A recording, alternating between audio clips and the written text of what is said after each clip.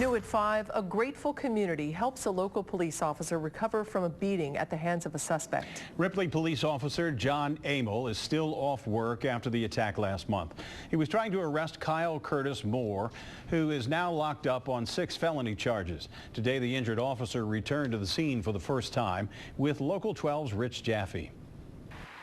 Today marked the first time Ripley police officer John Amole's been back to the place where his life changed. I'd say I was about right here when everything happened. The night of January 13th, Officer Amole was talking with longtime criminal Kyle Moore about problems with Moore's girlfriend when things spiraled into darkness. The officer told Moore he was wanted in Maysville. You have a warrant for your arrest. I'm not going back to jail. So, oh, you're not?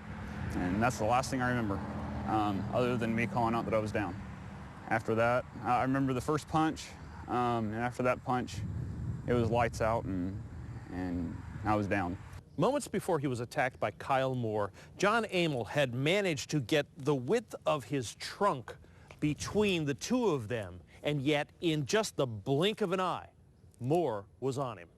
Right hand and then to the left side of my nose. Yep, right like that. He broke my nose in 2 places, in the jaw in 3. He split my jaw directly in the middle of my jaw. Moore fled with Officer Amole's gun and was loose in the community for hours before being caught. The night of the attack, Noana Bingaman responded with the Ripley Life Squad. She remembers the boot marks on his face and walking up and seeing the enormous amount of blood that was all over the car and the ground, and him sitting there, and he looks up at me and says, "Call my wife."